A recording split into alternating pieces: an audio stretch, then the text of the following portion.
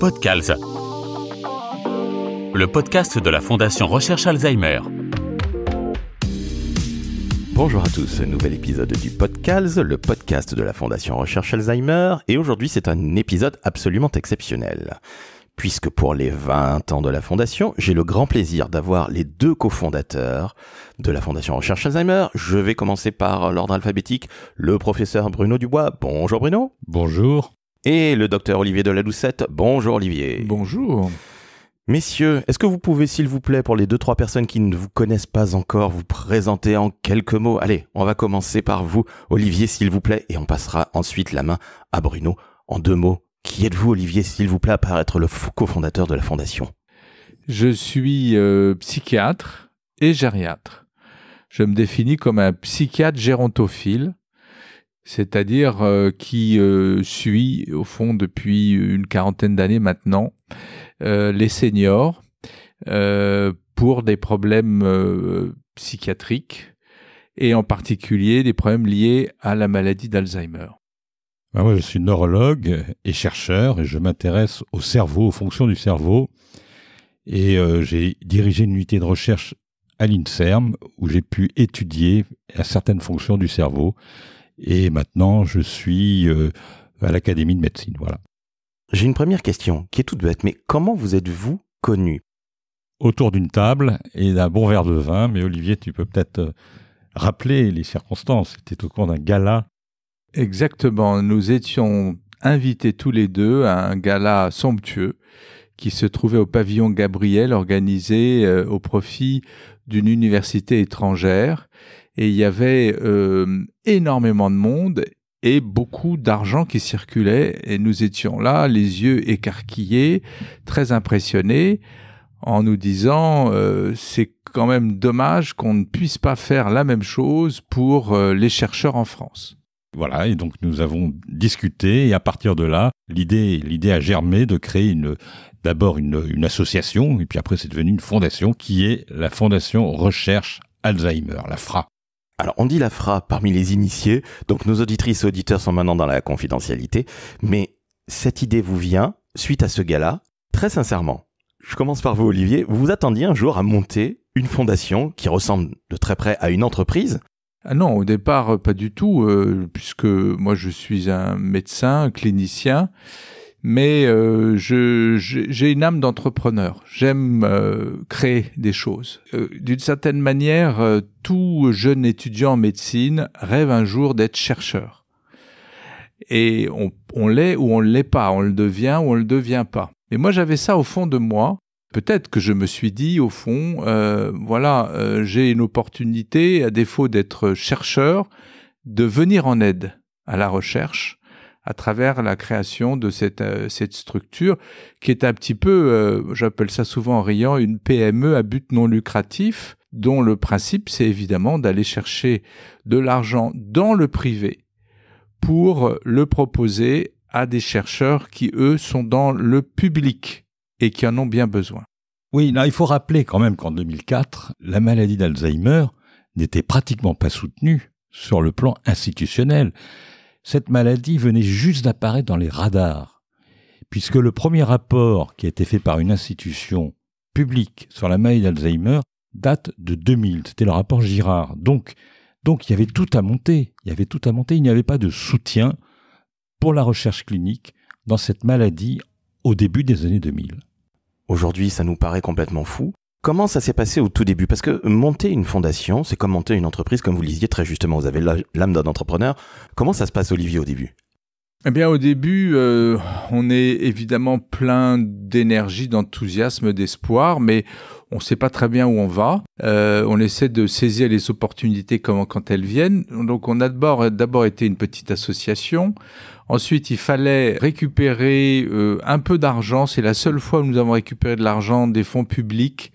Le ministre de la Santé de l'époque, de la Recherche de l'époque, proposait d'abonder dès lors que une structure qui était de type fondation pouvait apporter un peu d'argent. L'État abondait de la même somme, mais il fallait une fondation. Donc, on est allé voir la Fondation Recherche Médicale et on s'est abrité chez eux. C'est pour ça que d'association, on est devenu Fondation abritée jusqu'en 2016. Et en 2016, la Fondation Recherche Médicale nous a dit « Vous êtes devenu un peu gros et encombrant, il faut maintenant vous débrouiller tout seul. » Et c'est là que nous sommes devenus FRUP. Alors, ce qui veut dire Fondation reconnue d'utilité publique. Félicitations. Vous commencez à être, entre guillemets, gênant. Je trouve ça très très bien. Finalement, vous êtes victime de votre succès. Oui, alors parallèlement à ça, sur le plan de la recherche, on a pu identifier des services de neurologie et de gériatrie qui avaient un intérêt pour la recherche, et grâce à cette fondation, on a pu financer des attachés de recherche clinique et créer une sorte de réseau autour des villes principales. Il y a eu Lille, Bordeaux, Toulouse, Marseille, Nice et Montpellier, je crois. Et donc ce réseau a été très actif au début, et on a pu commencer à faire des bases de données, des cohortes qui ont été soutenues par la FRA. Donc ça, ce sont les toutes premières actions. Olivier, vous confirmez ? Oui, tout à fait. Ça a été très important de pouvoir créer ce réseau. J'avais demandé à Bruno, je lui avais dit, écoute Bruno, dès lors qu'on commence cette aventure, il faut que tu proposes à nos généreux donateurs un projet qui soit très lisible et pérenne. Et c'est la raison pour laquelle Bruno a imaginé ce réseau.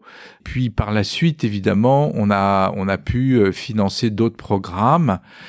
Et puis on avait deux objectifs en réalité qu'on a toujours aujourd'hui. Le premier, c'était de financer la recherche, et le deuxième, c'était un objectif plus orienté vers l'information. Parce que tous les deux, en tant que cliniciens, nous sommes très conscients des problèmes que pose cette pathologie pour les patients eux-mêmes et pour leurs familles. Ce sont des maladies qui restent méconnues, qui génèrent beaucoup d'anxiété, voire de la culpabilité et parfois même un rejet. Donc il était important de resituer cette maladie, et c'est pour ça que nous avons très tôt souhaité communiquer le plus possible sur Alzheimer. Nous sommes allés dans les médias, nous avons également créé des entretiens et qui se sont démultipliés. Aujourd'hui, nous allons dans 12 grandes capitales régionales par an, et y compris aussi dans les dom-toms. Pour nous, c'est important aussi d'aller voir nos amis d'outre-mer, et notre dernière série de conférences se sont déroulées en Guyane, ce qui était assez intéressant, je dois dire.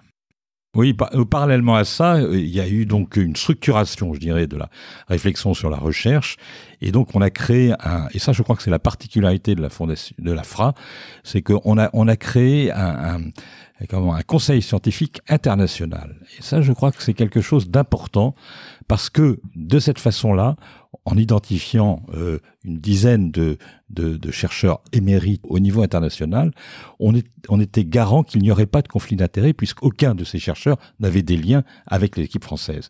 Et donc, grâce à cela, nous avons pu financer des projets dont on sait qu'ils ont été choisis sur leur qualité et non pas sur des passe-droits, comme cela peut se faire. Donc ça, c'est un point très positif, et je pense que c'est la force de cette fondation et de son organisation, c'est qu'il n'y a absolument aucun conflit d'intérêts dans les décisions scientifiques qui émanent de ce conseil. Il y a justement un grand prix de la recherche européenne. Chaque année, lors du gala qui se tient à l'Olympia en mars, vous remettez aux lauréats ce fameux Grand Prix. Est-ce que vous pouvez en parler ? Qui veut en parler ? Olivier, Bruno, Olivier ? Je veux peut-être en dire un mot. Ce Grand Prix permet de choisir un chercheur absolument outstanding, comme on dit en français. Il y a à ce moment-là une unanimité du conseil scientifique pour choisir chaque année un chercheur absolument exceptionnel. Et la remise se fait au gala.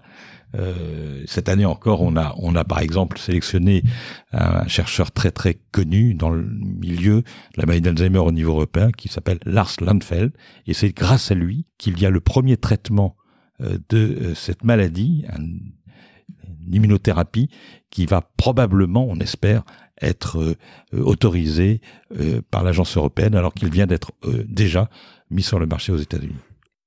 C'était un moment très fort de ce gala. J'en profite peut-être pour parler aussi de la manière dont la fondation s'organise pour le fundraising. Le gala étant un des événements phares de l'année pour nous, et c'est un événement hors du commun. C'est une succession de rencontres qui ont permis aujourd'hui d'organiser tous les ans à l'Olympia un petit resto du cœur sur mesure pour nous. En d'autres termes, nous avons autour de Pierre et Alain Souchon 2 générations de chanteurs qui chantent pour la 3e, c'est-à-dire les plus âgés. L'histoire commence avec Pierre qui vient nous voir en disant « Ma grand-mère a eu Alzheimer, je veux faire quelque chose, qu'est-ce que vous avez à me proposer ?» Et je lui ai dit « Écoute Pierre, moi je pensais depuis longtemps qu'il faudrait qu'on trouve des familles de chanteurs touchés par cette pathologie qui puissent s'investir. » Il a dit « Banco ». Et donc avec son père, l'année suivante, c'est-à-dire il y a une quinzaine d'années, ils sont allés sur scène, et je crois qu'à l'époque c'était à l'Opéra Comique, très joli théâtre. Pierre a invité un certain nombre de ses amis, je pense notamment à Thomas Dutronc, mais aussi Mathieu Chédid, pour n'en citer que 2 parmi les plus connus. Et Alain a invité tous ses copains, donc évidemment Woolsey, mais on a eu également Cabrel, on a eu Jane Birkin, enfin j'en passe et des meilleurs. Et à chaque fois, nous avons à peu près une douzaine de chanteurs qui viennent chanter pour nous pendant 1h30 à l'Olympia. C'est vraiment un moment de grande convivialité qui est très attendu. Il y a 2000 personnes et c'est à cette occasion que sur scène, nous remettons à nos chercheurs un peu éberlués, je dois dire, par l'ampleur de l'événement, eh bien, le Grand Prix européen. C'est vraiment un moment très fort et intéressant. Ça a été également possible parce que j'ai un bon ami qui s'appelle Philippe Odo. J'étais avec lui au collège et Philippe préside au destin d'une banque importante, la banque Odo. Et Philippe, très vite, a été convaincu par le projet et est devenu le principal financeur de ce gala depuis une quinzaine d'années maintenant.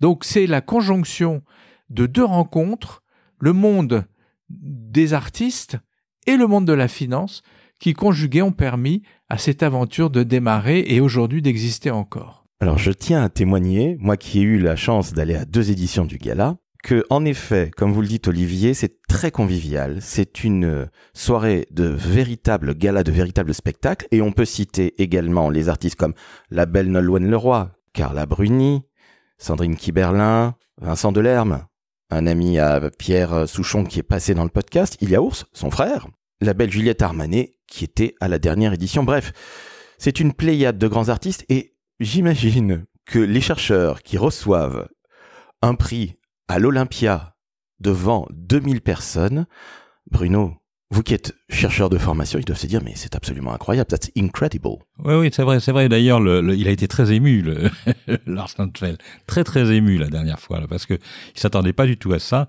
Mais ce qui est intéressant, c'est que là, on parle de la partie, je dirais, immergée de l'iceberg, mais ce qui est intéressant, c'est de voir aussi ce qu'il y a dessous.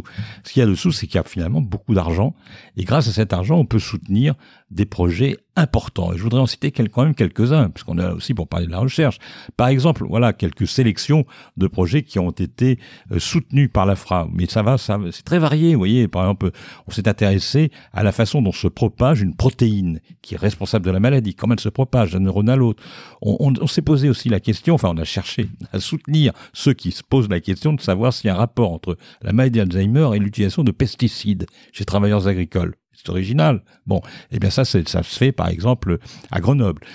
On a cherché maintenant on travaille beaucoup là-dessus et on soutient beaucoup la recherche de biomarqueurs de la maladie, c'est-à-dire de signatures biologiques de la maladie, mais dans le sang. Maintenant on se demande si on ne pourra pas dans l'avenir repérer les lésions de la maladie dans le sang. Donc on soutient beaucoup cette recherche, à la fois à la Salpêtrière et aussi à Montpellier. Il y a un très bon centre Montpellier. On soutient aussi la génétique à Lille, qui est très fortement représentée par l'équipe du docteur Jean-Charles Lambert. On s'intéresse aussi à soutenir les données d'imagerie. Est-ce qu'il y a une corrélation, une relation entre ce qu'on observe en imagerie du cerveau et ce qu'on observe par les prélèvements sanguins ou dans le liquide céphalorachidien. Voilà. Donc, si vous voulez, il y a beaucoup de recherches. Vous voyez, c'est un domaine très varié et dans des villes très différentes, puisqu'on a soutenu à Lille, à Caen, on a soutenu à Strasbourg, on soutient à Valbonne, on soutient à Montpellier beaucoup, voilà, et à Paris, à Salpêtrière notamment. Donc, c'est intéressant, vous voyez, d'arriver à avoir une approche un peu diversifiée, à la fois dans le domaine des thématiques de recherche, mais aussi dans les villes. Donc, ça contribue à élever le niveau de la recherche clinique en France. Justement, on est en train de parler de villes qui sont hors de Paris. La recherche n'est pas que concentrée à Paris. Et il y a aussi une aide qui est extrêmement précieuse depuis 2013. Olivier, c'est une orchidée pour la mémoire, co-organisée par les Centres Leclerc et la belle bretonne Nolwenn Leroy. Exactement, ça c'est une très belle aventure qui a commencé petit et qui maintenant est une source majeure de revenus pour la Fondation.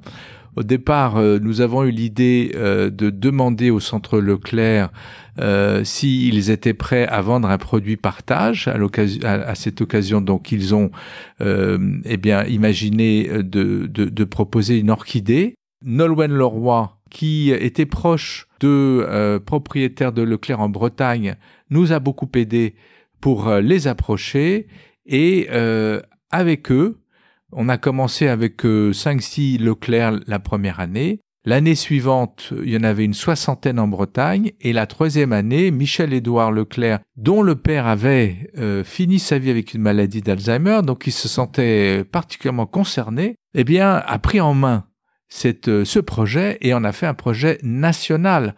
Et donc, l'année dernière, nous avons reçu des Leclerc un chèque de plus d'1 300 000 € grâce à cette opération qui se déroule tous les ans autour du 21 septembre, journée mondiale de la maladie d'Alzheimer, où dans les 600 Leclerc de France, on vend l'orchidée et on propose également une retenue à la caisse. Beaucoup d'argent finalement, pour des soutiens importants de la recherche, mais aussi pour l'achat d'équipements. C'est une chose intéressante parce que l'équipement, c'est aussi un élément moteur pour la recherche. Et je voudrais citer là l'achat à la Salpêtrière du premier PET-IRM de France dédié aux maladies du cerveau. La FRA a pu acheter ce PET-IRM grâce au soutien de la famille Dassault. Je voudrais vraiment remercier la contribution exceptionnelle de la famille Dassault, mais aussi à la Fondation Bédancourt-Schuller et aussi aux Gueules Cassées qui ont été très participants d'une façon générale dans les soutiens que nous avons, des projets que nous avons réalisés ici. On parlait d'argent tout à l'heure avec vous, Olivier, ce 1,3 million qui a été reçu grâce à l'opération Une orchidée pour la mémoire, mais il faut l'avouer, et sans pour autant les mettre en compétition entre guillemets, la recherche est beaucoup moins financée pour la maladie d'Alzheimer que pour le cancer. C'est entre 10 et 20 fois moins. Je crois qu'il faut faire un effort encore aujourd'hui, messieurs, on est bien d'accord. Oui, tout à fait. Souvent, donc, je compare ces deux pathologies.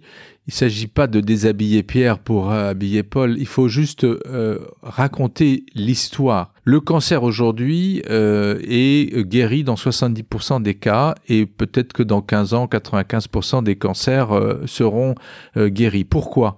Parce que depuis 80 ans, la France entière, le monde, se mobilise contre le cancer à tous les niveaux de la société, que ce soit les individus comme les pays.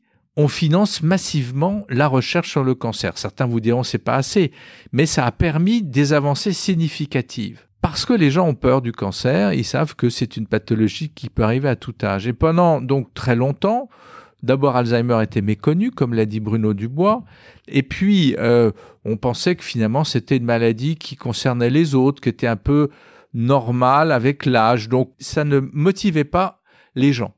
Mais maintenant on se rend compte que c'est une pathologie qui touche un nombre croissant d'individus, que tout le monde est concerné parce qu'en réalité, c'est pas simplement la maladie d'une personne, mais aussi d'une famille. Donc, vous pouvez avoir 40 ans, vous êtes la fille d'une malade Alzheimer et vous êtes vous-même percuté de plein fouet par cette pathologie. Donc, c'est une maladie dont il faut évidemment se préoccuper et qui est, en termes de santé publique, à peu près au même niveau que le cancer. Donc, il faut rattraper ce retard pour apporter les financements qui vont permettre à ces millions d'individus, de sortir de leur désespoir avec des traitements concrets. Alors, l'argent, on a réussi à en obtenir un petit peu. On a cité des exemples un peu frappants, mais on a aussi énormément d'individus qui, à leur niveau, apportent leur contribution. Et c'est aussi important, voire plus, parce que parfois des milliers de personnes qui donnent un peu d'argent, eh bien c'est de l'argent qui arrive régulièrement. On a aussi des legs, des gens qui à leur décès nous lèguent des sommes qui sont parfois conséquentes. C'est tous ces petits porteurs d'une grande ambition collective, et cette ambition c'est guérir Alzheimer, qui vont permettre un jour de venir à bout de cette pathologie. Mais évidemment on est loin du compte aujourd'hui, c'est pour ça qu'il faut que tout le monde se mobilise. Alors je voudrais rajouter que c'est important effectivement cette mobilisation, parce que si on reprend l'idée des 20 ans, il y a 20 ans, on avait une information scientifique qui nous a énormément excités, c'est qu'on a vu que l'on pouvait nettoyer sur un modèle souris qui avait des lésions de la maladie, on pouvait faire disparaître ces lésions de la maladie d'Alzheimer grâce à l'immunothérapie. Et à ce moment-là, on avait l'impression que le chemin était tracé. Il n'y avait plus qu'à passer de la souris à l'homme. Eh bien, en l'occurrence, ça a été très compliqué. Et grâce à énormément de travaux de recherche, petit à petit, on a pu comprendre les raisons pour lesquelles ça ne marchait pas. Et depuis 2 ans, on a maintenant des médicaments que l'on utilise chez l'homme, qui nettoient aussi les lésions de la maladie chez l'homme. Jusqu'à 80% des lésions sont nettoyées par ces médicaments en 1 an ou 1 an et demi. Et pour la première fois, non seulement ça nettoie les lésions, mais on commence à avoir des effets sur les symptômes de nos patients. Donc voilà, on a l'impression que en 20 ans, les choses ont considérablement avancé, mais il reste encore beaucoup à faire parce que les effets que l'on observe restent limités. Donc il faut comprendre pourquoi, alors qu'on a un effet important sur les lésions, on a un effet relativement limité sur les symptômes. Il faut donner de l'espoir à nos auditrices et auditeurs. Vous l'avez dit, c'est une maladie, lorsqu'elle arrive, c'est un véritable tsunami, non seulement pour le patient, mais aussi pour les aidants, c'est-à-dire la famille. Vous en avez parlé, Olivier. Il y a eu de très très belles avancées, entre autres grâce à ce financement de la recherche. Mais allez, je vais vous demander de vous mouiller. Je sais que c'est très difficile par avance, mais d'ici combien de temps est-ce que Alzheimer sera enfin mis KO? D'ici combien de temps est-ce que Alzheimer sera un mauvais souvenir? Nous ne serions pas crédibles si on apportait la réponse. Et c'est ça la modestie, l'humilité du chercheur. On ne peut pas apporter cette réponse. Je vais vous faire référence à une émission de télévision dans les années 90 où l'une de nos chères consoeurs, je devrais dire, s'était engagée et avait dit « Avant l'an 2000, la maladie d'Alzheimer pourra être traitée ». Ça m'avait fait sourire parce que cette dame n'était peut-être pas très impliquée dans la recherche, mais pouvoir comme ça sortir du chapeau une date avec cette assurance, ça m'avait un peu étonné. Donc je crois qu'il faut être modeste. Nous sommes sur le chemin, comme je vous l'ai dit. Je pense que ça va dans la bonne direction. Je pense que dans les années à venir, on va progresser régulièrement et améliorer la performance jusqu'à peut-être un jour faire disparaître cette maladie. Mais pour l'instant, moi, je ne m'engagerai pas sur une date précise. Quel bilan vous tirez de ces 20 ans pour la Fondation Recherche Alzheimer? Tiens, Olivier, je vous passe la parole. Le bilan, il est très positif, mais moi, je suis un optimiste anxieux et probablement de ce fait, jamais totalement satisfait. Donc, il est clair qu'il y a 20 ans, j'aurais pas pu imaginer qu'on allait être aujourd'hui une institution qui avait pignon sur rue et qui était capable de faire tout ce que nous avons fait pendant toute cette durée.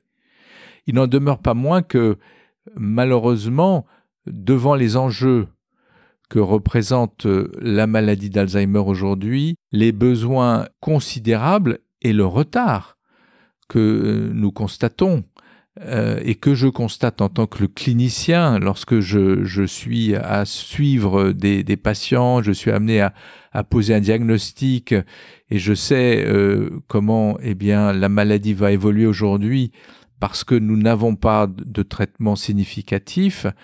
Je me dis que certes, on a fait des progrès, Au niveau de la fondation, on a avancé, on a fait tout ce qu'on a pu, mais peut mieux faire. Il y a deux lectures possibles. Il y a les lectures de la position de l'AFRA dans le champ national, et c'est vrai que le bilan est positif puisque nous sommes aujourd'hui le premier financeur privé sur la maladie d'Alzheimer. Mais au-delà de cela, restons modestes. Il faut continuer à soutenir cette FRA et d'une façon générale soutenir toutes les associations qui travaillent dans cette voie, parce que ça sera grâce à la coopération de toutes les équipes de recherche et de toutes ces bonnes volontés qui permettront probablement, et j'espère, dans un horizon assez proche, d'améliorer, comme le disait Olivier, la situation de nos patients. Et ça reste vraiment douloureux quand on est clinicien. Je suis moi aussi clinicien.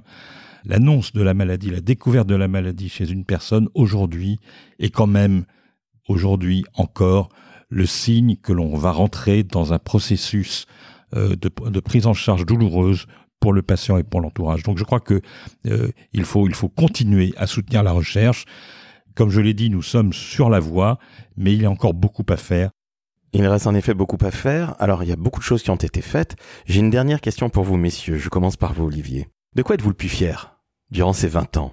Ces 20 ans d'amour ou ces 20 ans de combat contre Alzheimer pour enfin le mettre KO? De quoi êtes-vous le plus fier?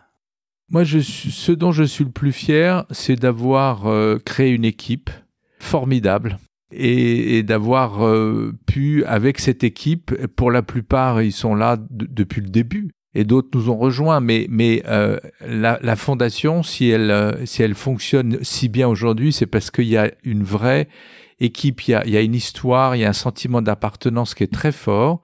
Et pour moi, c'est certainement la chose que je retiendrai en premier, c'est l'aventure humaine qui est derrière tout ça et qui a donné lieu à énormément de rencontres, de découvertes, de moments forts, avec toutes ces personnes qui toutes ont donné de leur temps, de leur énergie, leur amour pour faire avancer la cause.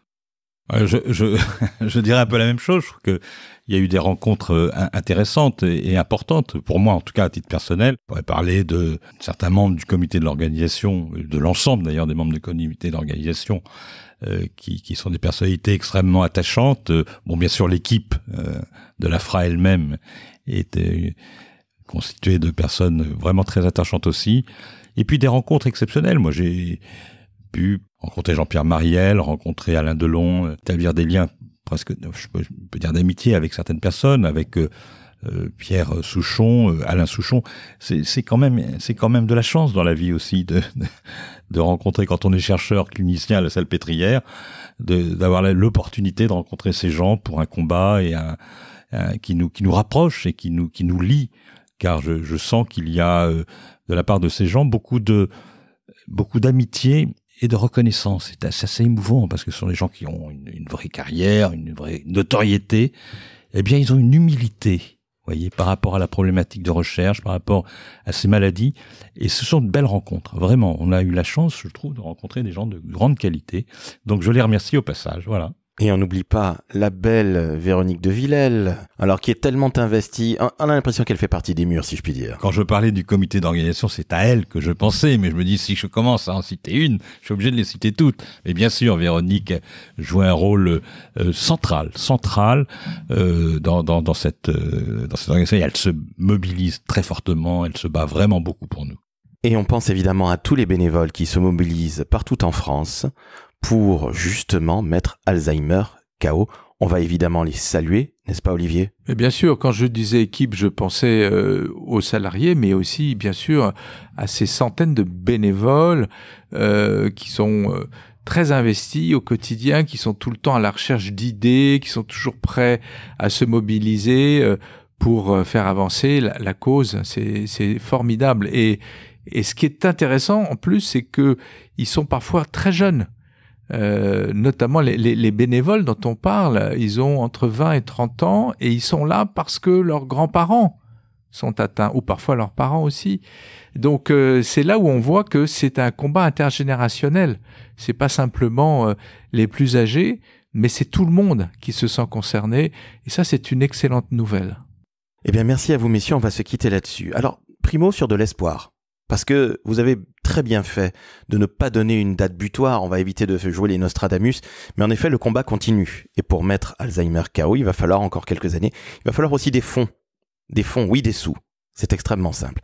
Alors justement, chères auditrices, chers auditeurs, vous qui nous écoutez, vous pouvez faire un don. Il n'y a pas de petit don, je le rappelle. Donc vous envoyez don DON par SMS au 92 922. Ce sont 5 € qui vont à la recherche. Je le répète, encore une fois, il n'y a pas de petit don. Donc allez-y. Vous envoyez don DON par SMS au 92 922. Quant à vous, messieurs, je suis vraiment très heureux de vous avoir invité. Ça faisait longtemps que je voulais le faire parce que un chercheur, un médecin avec l'âme d'un entrepreneur, ces deux messieurs qui se rencontrent une première fois, ça ne fonctionne pas et on se retrouve à un gala en buvant du bon vin, évidemment avec modération.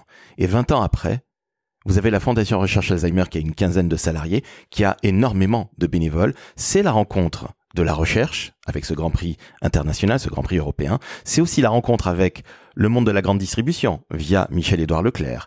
C'est aussi une rencontre avec le monde du show business grâce à Pierre Souchon, Véronique de Villèle que l'on vient de citer et tous ces artistes absolument incroyables, qu'ils soient à Lyon ou à Paris, car, chers auditrices, chers auditeurs, en novembre, chaque année, il y a aussi un gala à Lyon. Et puis c'est aussi une rencontre, la Fondation Recherche Alzheimer, avec le monde de la finance. Par exemple, la société Odo, qui est partenaire du gala à Paris, et on tient également à les remercier.